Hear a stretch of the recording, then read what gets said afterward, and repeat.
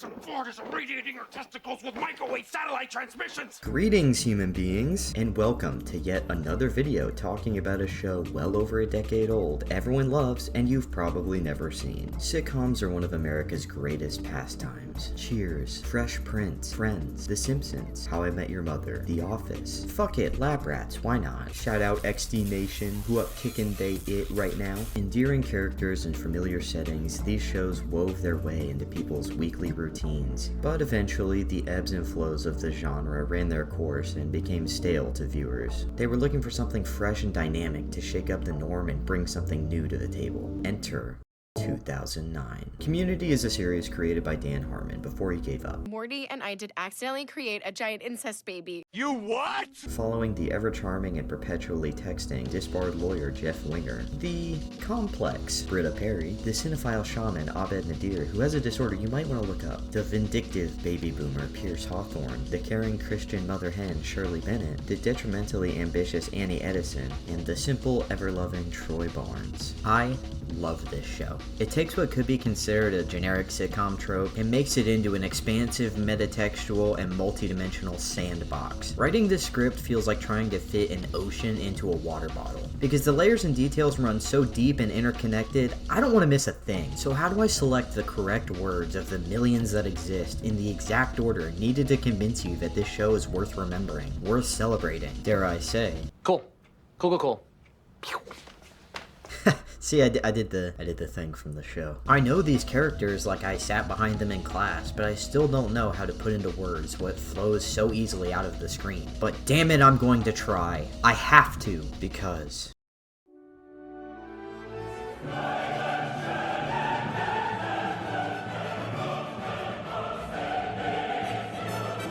Community is such a dynamic entity, changing and rearranging itself to fit whatever story the writers want to tell that week. It is, by very definition, a situational comedy. But Community isn't a traditional sitcom, foregoing the multi-camera format and laugh tracks, but still isn't afraid to be one and fully indulge in the genre. Instead, standing to prove what is possible in the medium and to rise above it without losing its roots. The perfect blend of episodic comedy and serialized development. To assign a visual metaphor, it's kind of like a Rubik's Cube, where all the tiles are like a chessboard, constantly changing, switching, putting familiar pieces in different combinations and scenarios. Seeing where the writers take these pieces is what leads to countless standout episodes. Community episode to episode can look like a completely different series. The show itself will change its form to best fit the story. There are no rules, and that's when the show is at its best, changing, evolving, and experimenting with itself. With several spoofs, Prefer the term homage. of popular media from Breakfast Club to classic Clint Eastwood westerns, simply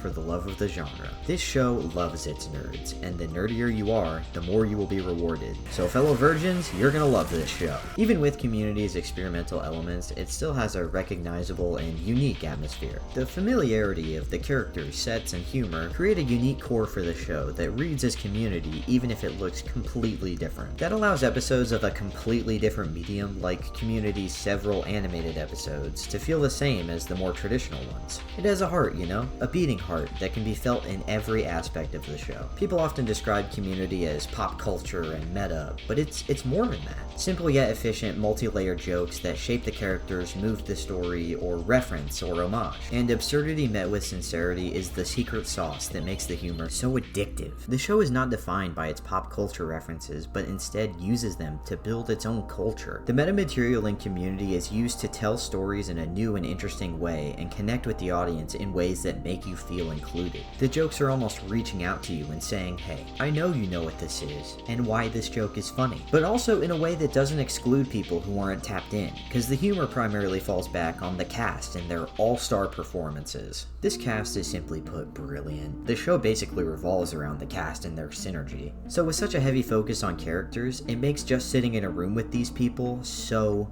riveting. Like, I can guarantee everyone who's seen this show at least once knows exactly which seat everyone sits in. Generally, all the characters are utilized in an episode, maximizing the potential of the cast. Plotlines featuring different combinations of characters in the study group are always entertaining because each character acts differently with every character. Granted, some are better than others, but the show explores and expands on literally every single character dynamic in the group. Troy looks up to Jeff, viewing him as the image of being cool and adult. Jeff and Britta have a hot and cold friendship/rivalry with layers of will they won't they. So basically, it's complicated. Pierce and Troy share a mutual adolescence, and through that, Pierce is able to see and bring out things in Troy that he couldn't do himself. Ha!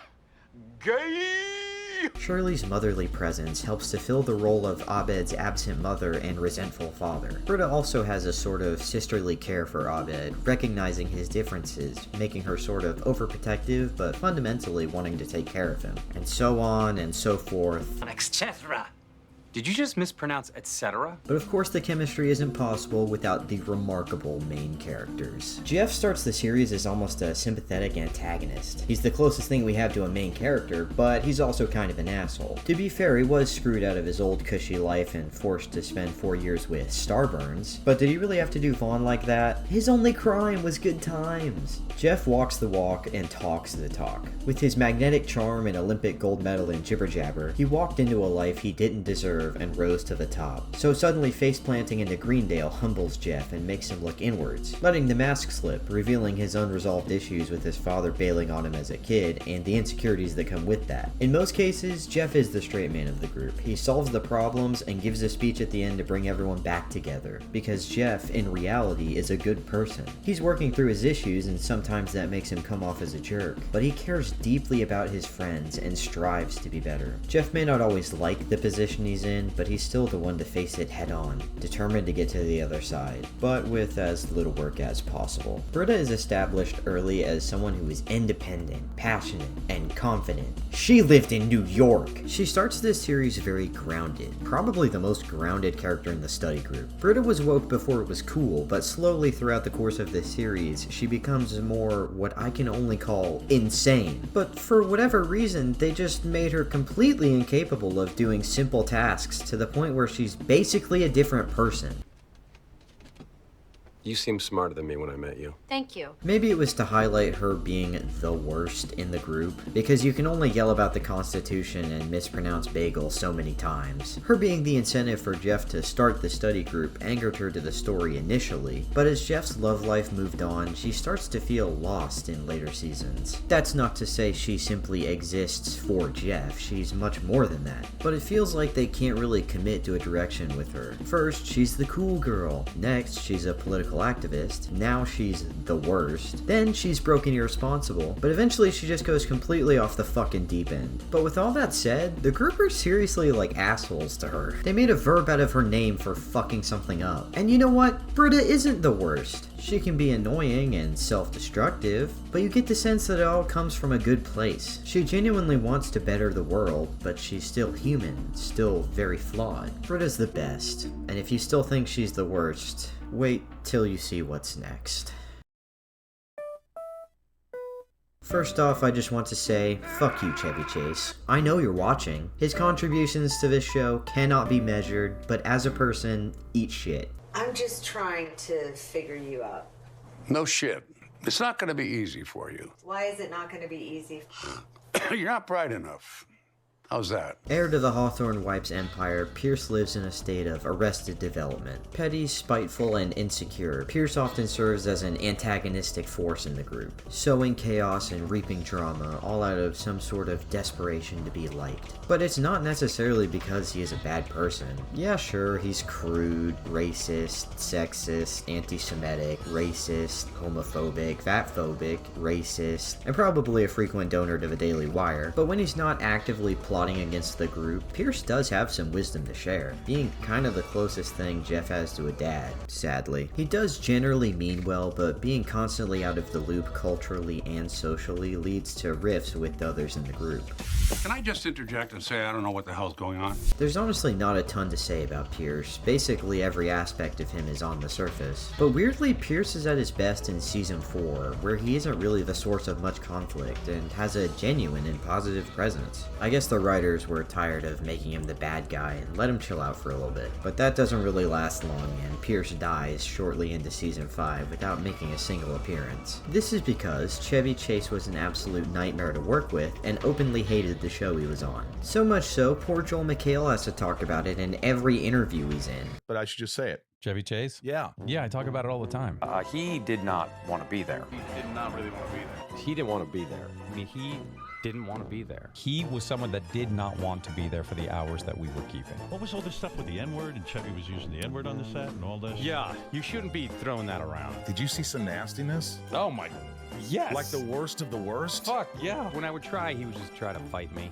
What do you mean fight? Physically fight you? Yeah, he physically wanted to fight me. There's a chapter in the book that I wrote about fighting him, on how to fight him. I have a photo of us in the green room bitching about Chevy Chase. Oh, perfect. No one told you to go full method, you dipshit. But there's no point in rehashing the past. What's done is done. I don't want to make this whole section about behind the scenes drama. His performance was so energetic, lively, and nuanced. Too bad he had to be such an asshole about it. But you know who isn't an asshole? Shirley. Shirley is unfortunately one of the characters I really have the least to say about, often putting up a kind, motherly image, but with several moments of guilt-tripping / jealousy breeding conflict in the group. But that's not to say Shirley is a bad person, cause she most definitely isn't. In fact, her kindness and empathy is often taken for granted by others for personal gain, but Shirley shows us that kind people are always kind, and just because the world is cruel to you, you always have the choice to respond with empathy and encourage others to do the same. This is sort of a double-edged sword because her constant preaching can be pretty annoying at times, but then again she's the group badass, so I'm kinda scared to talk too much shit. Little Annie Adderall. Okay, where do I begin? Look, I'm gonna be real here, maybe break the fourth wall a bit, perchance. While writing this script, I watched the entire show twice, and jotted down notes about what I wanted to talk about, and somehow exactly 0 of those notes were about Annie. And it's not because she's a bad character or insignificant, quite the opposite. Her presence is just very subdued. Annie is the responsible, straight-A, innocent, girly girl. But while on the surface, she seemingly has it all figured out, she still struggles to find her place in the real adult world where she can't simply open a book and find all the answers to her problems and has to make the hard decisions for herself. I think Troy in the episode Mixology Certification perfectly describes her character. You're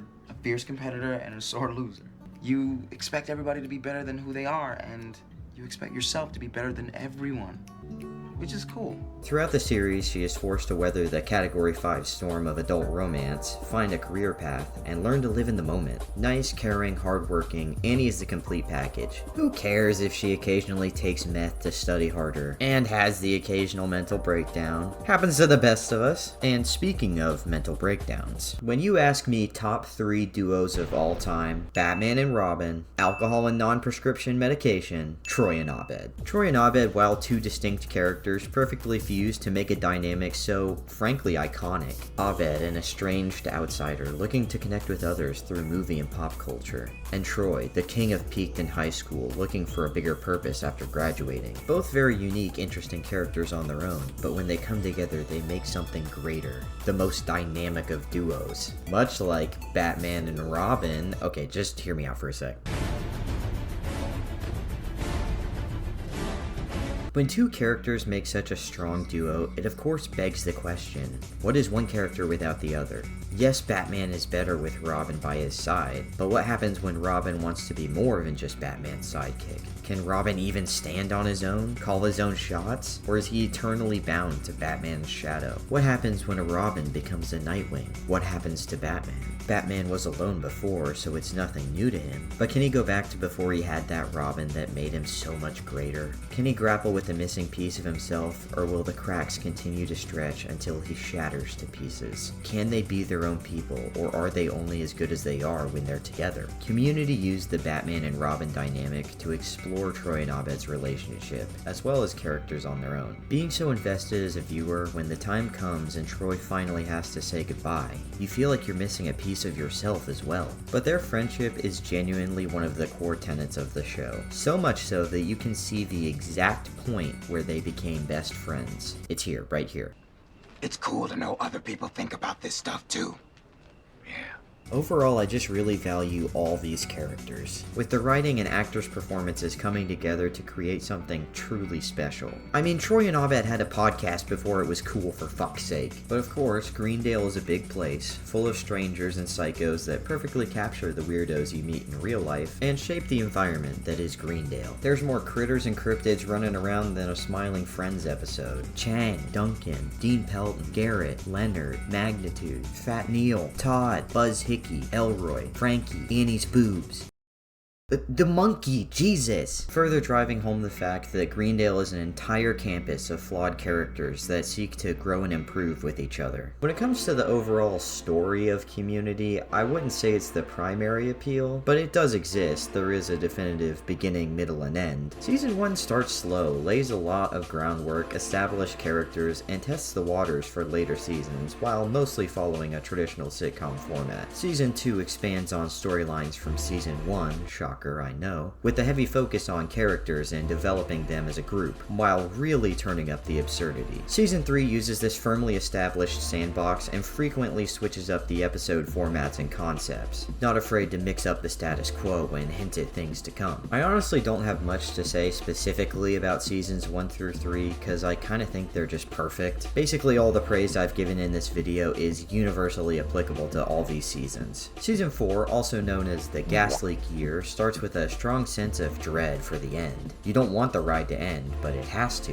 You can't stay in college forever. While widely seen as Community's worst season, personally, I don't think it's that bad. Maybe that makes me a hashtag fake fan, but these episodes feel just as good as the previous seasons. If anything, I feel the last season is the weakest. But we'll get there. Maybe not as funny, but still a lot of great character work. But across all seasons, Community as a show looks phenomenal. I mean, look at this establishing shot. Why is it so fire? The camera moves and glides through a scene. Shots are dynamic and vibrant. Which I guess that makes sense because a bunch of these episodes were directed by the guys who directed a little indie movie called Avengers. This show is also jam-packed with tiny, extremely missable details in the writing and show making that you always notice more with every rewatch. They say Beetlejuice's name 3 times in the show, and bam, there he is. Abed delivering a baby in the background, completely separate from both the A and B plot, all because he made the don't use the condoms announcement in season 1. And okay, this one was probably not an intentional masterful play in making the show, but in the background of this shot, you see exiting the building, a woman wiping her mouth and a man zipping up his pants. And I don't know how this made it through standards and practices, but chef's kiss. And these are just a few of the ones that I know about. There are probably thousands. Find Harmon's pages type shit. Lastly, I just want to show some love to the end credit scenes with just how creative and funny they are. They remind me of Oda's One Piece chapter covers. Just a neat, tacked on, isolated piece that only adds to the show, and proves that people making this actually care. But I guess it's finally time. I put it off long enough and I think I'm ready. It's time to talk about Season 5, Episode 1, Repilot. With Dan Harmon back at the wheel, Repilot attempts to start fresh, bring the characters back to base, and provide a reason for everyone to be back for a 5th year. Jeff becoming a teacher at Greendale is an odd narrative choice for Season 5, but oddly enough, it is still slightly hinted at throughout the seasons, intentionally or not. I'm a teacher. Wait, that's worse than the truth. I'm a student. I'm not a professor. But you're at Greendale, and you're old. Yeah, you took so many blow-off classes and pointless electives. What did you end up majoring in? Education. The color palette feels noticeably duller, and the vibe just feels off. Community is the greater sum of its parts, so when those parts leave in later seasons, the show suffers. It's no one's fault, just a victim of circumstance. Until we finally reach Season 6, and you can really feel the meat falling off the bones. They even start inserting little filler drawings into the opening credits due to the dwindling cast. Isn't that sad? These last 2 seasons feel like like experiencing a loss of what we had, a loss of what was. But it's still not a miserable experience. I don't know if you've been paying attention, but this is still a good show. I'm glad these seasons exist. But when comparing them to the earlier seasons, so full of life, color, and magic, there's a hollowness that makes me sad every time I watch them. But the finale doesn't have to be the end. It's 6 seasons and a movie. So let's cut to the latest update on the upcoming Community movie.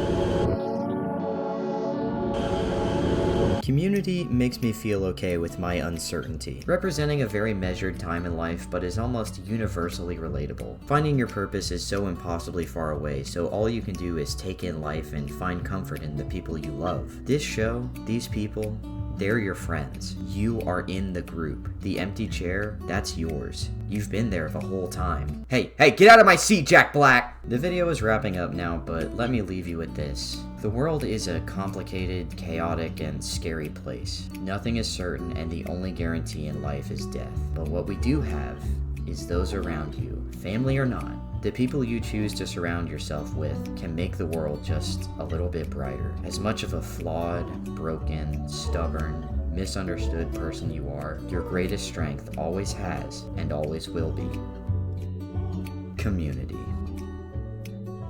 Hi, welcome back. Thanks again for watching my video. I missed you guys. It's been a while. This show really means a lot to me, so thanks for listening to me yammer on for about 20 minutes about it. I still feel like there's so much stuff I missed, like the music. Oh, I didn't get to talk about how good the music is, or some of the more finer details, but you know, I gotta get this video out, so whatever. Hope you're doing okay. Hope life is great. And yeah, that's all I really gotta say. Until next time.